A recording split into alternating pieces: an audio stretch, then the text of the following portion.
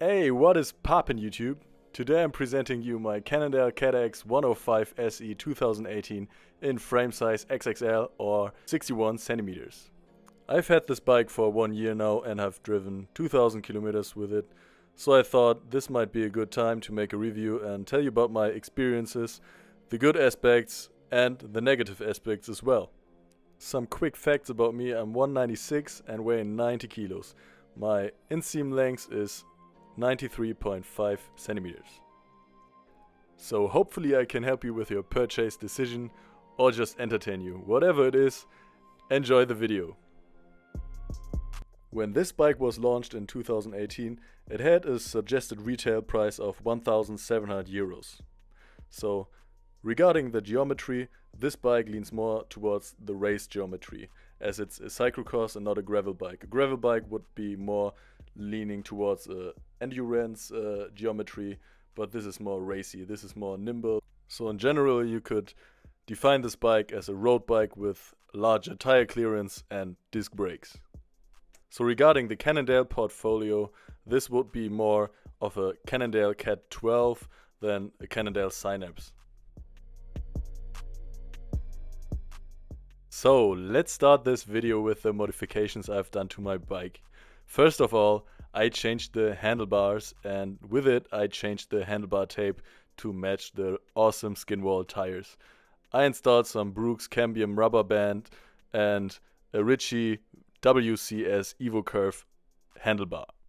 As I rode this bike mainly on road, I installed some skinnier tires, as this bike came with some WTB 37C tires. I installed some Ritchey WCS Alpine JB Stronghold tires. These tires held up very well. They are kind of fast, but they are exceptionally durable, and this was more important for me. And the smaller size, like the narrower size, also helped with speed. They also match the seat post and the handlebar quite nice, so that's a bonus. Regarding the seat post, I exchanged that as well.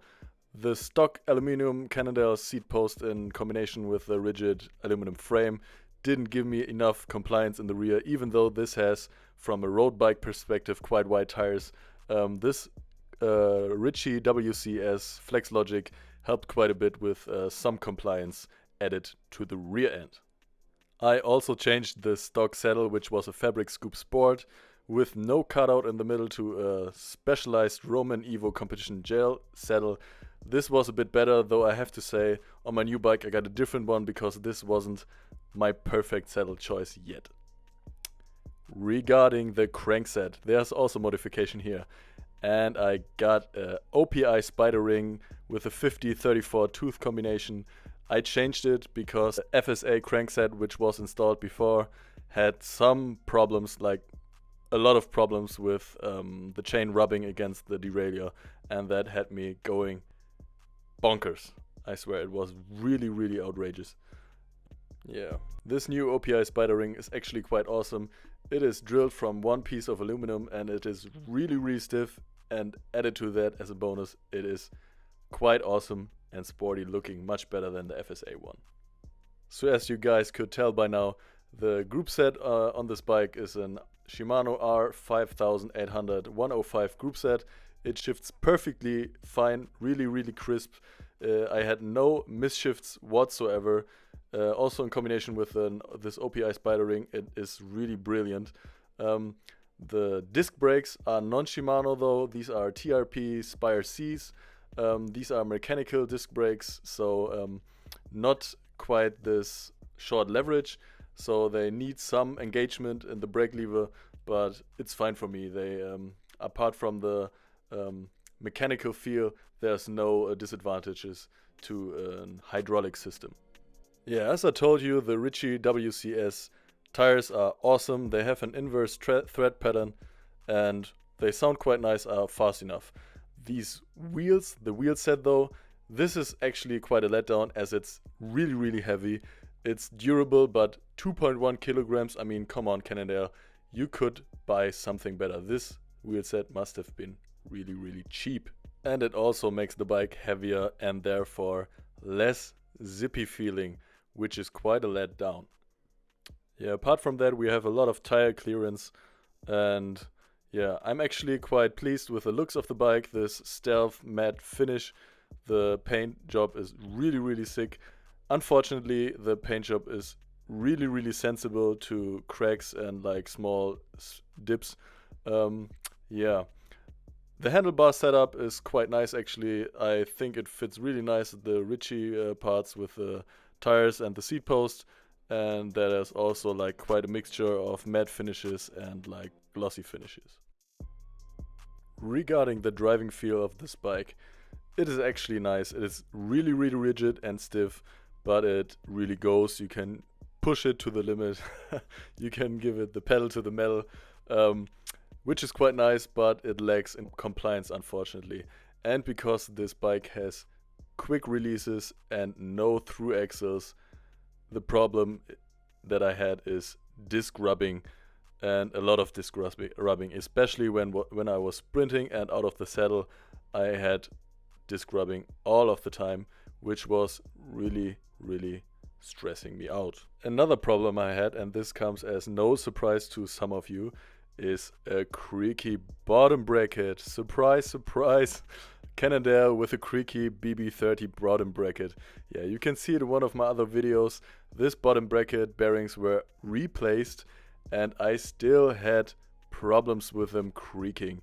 Eventually my local bike shop found out that after just 2,000 kilometers I had worn down my crank arm axle. Let that sink down. After 2,000 kilometers I had to replace the bottom bracket bearings twice and the crankset axle. This is actually freaking me out as this is a premium bike.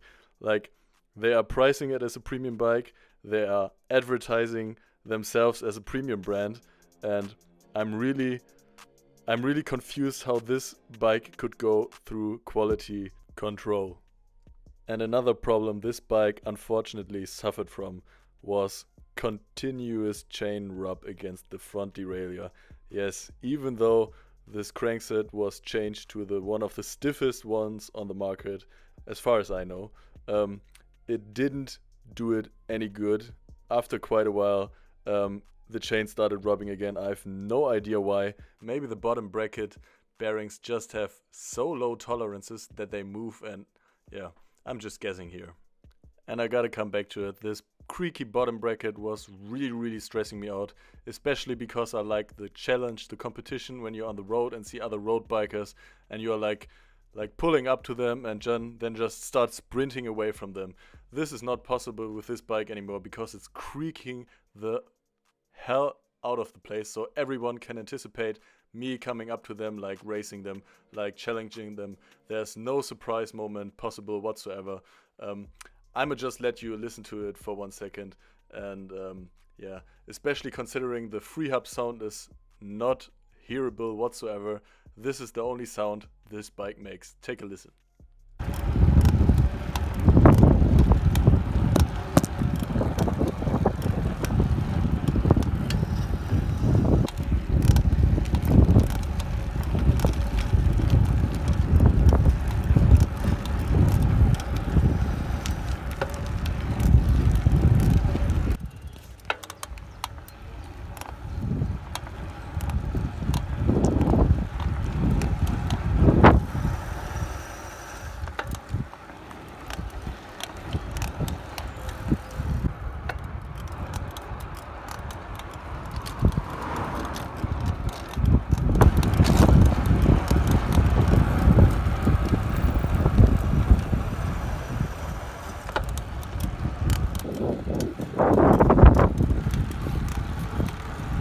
Unbearable, right?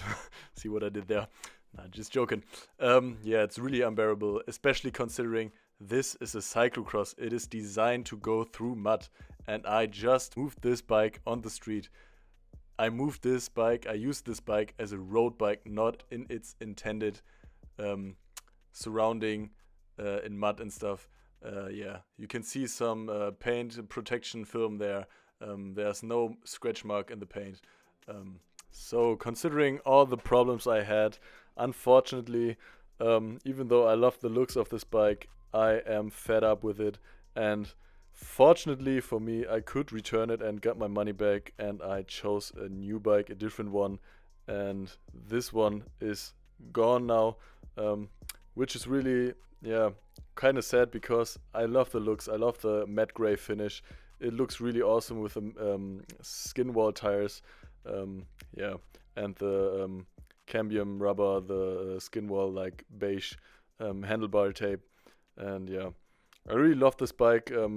Regarding the weight, this was around 10.3 kilograms, which is quite heavy, but this might have to do with the heavy frame set and the heavy wheel set, yeah, because the chain crankset is actually quite light, and yeah, the 105 Shimano group set with mechanical disc brakes is also quite light, yeah.